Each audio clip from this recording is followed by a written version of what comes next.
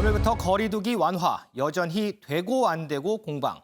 어제 코로나19 신규 확진자는 344명, 사흘 연속 300명대를 유지하고 있습니다. 지난 연휴 기간 검사 건수가 줄어든 영향도 있어서 확실한 감소세에 접어들었는지는 이번 주 추이를 봐야 할 것으로 보입니다. 이런 가운데 방역당국이 오늘부터요, 거리두기 조치를 하향했습니다. 윤지영 기자, 네. 그럼 오늘부터는 어떻게 변화가 되는 거예요?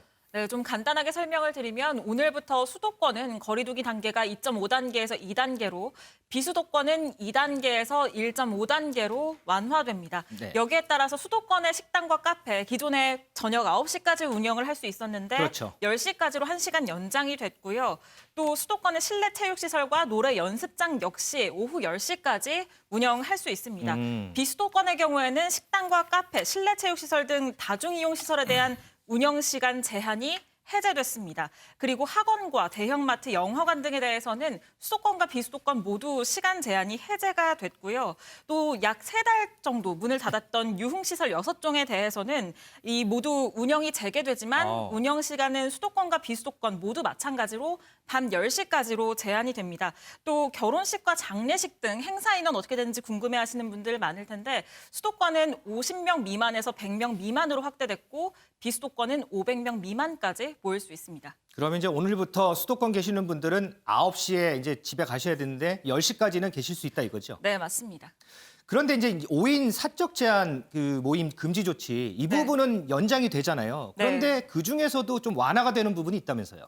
네, 아무래도 방역 당국은 이 5인 이상의 사적 모임 금지 조치, 이게 코로나19 확산 방지에 굉장히 큰 역할을 하고 있다고 보고 있는데요. 그렇기 때문에 이 조치는 여전히 유지가 됩니다.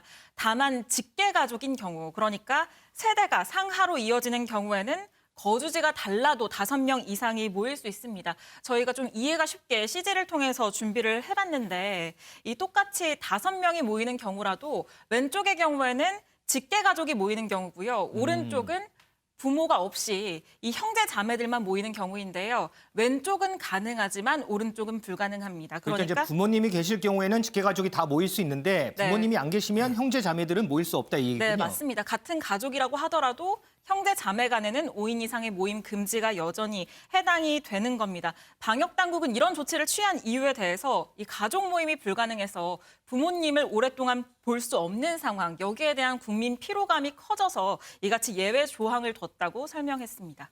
은영미 의원님, 지금 이제 1시간이 연장이 됐어요. 이를 두고서 또 자영업자들 사이에서는 또 논란이 되고 있고 이 직계 가족 범위에 대해서도 또 여러 가지 얘기가 나오더라고요. 이번 지침 어떻게 분석하세요? 네, 여전히 형평성 논란도 있고 또 예외가 많아서 그야말로 뭐 난수표 같은 방역 지침이라고 볼 수 있을 것 같은데요.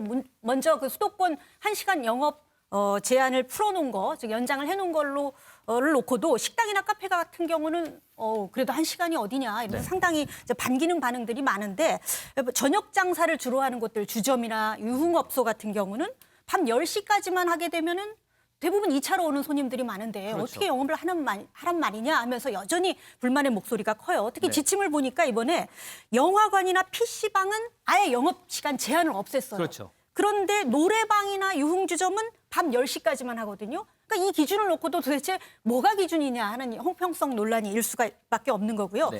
또 이번에 이제 추석 연휴에 다들 경험하셨지만 제사를 이제 어머님, 부모님 댁에 가서 제사를 못 지냈잖아요. 네. 이제 뭐 그런 것들 보고서 아마 이번에는 좀 가족의 경우는 직계 가족의 경우는 5인 이상 모여도 된다라고 이제 완화를 한 것 같은데 그런데 부모님이 돌아가신 경우도 상당히 많아요. 그렇죠. 그런 경우는 그냥 형제 자매들끼리 가족끼리 모여서 밥도 먹고 가끔 식사도 하는 경우가 많은데 이것까지 원천 차단한 거거든요.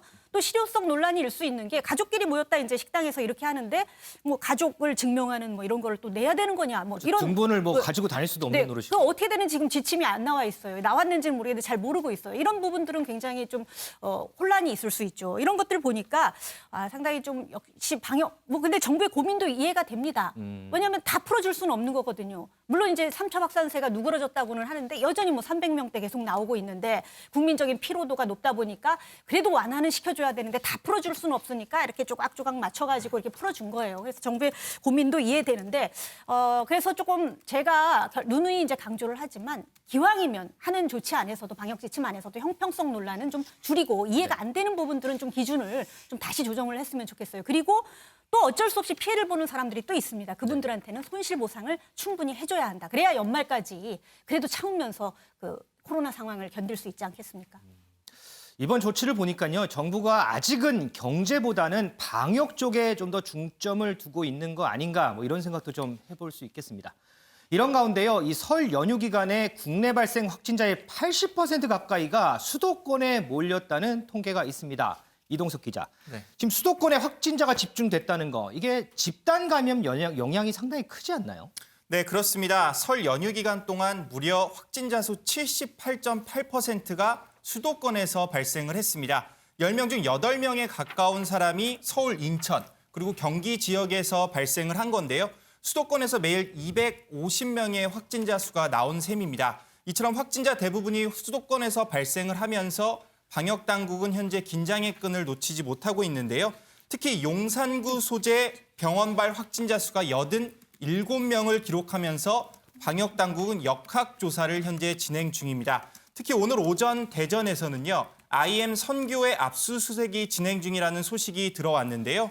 IM 선교회발 확진자 수는 현재 400명을 넘어선 상태입니다. 경찰은 감염병 예방 및 관리 위반 혐의를 현재 조사 중이라고 밝혔는데요. 경찰은 혹시 모를 위협에 대비해서 방역복을 입은 상태로 현장에서 증거를 압수하고 있습니다. 정부가요, 이제 다음 주죠. 오는 26일부터 백신 접종을 시작합니다. 이와 관련해서 잠시 후에 구체적인 이 접종 계획을 발표하는데 정부 발표가 시작이 되면 현장 연결해서 그 부분도 좀 들어보도록 하겠습니다.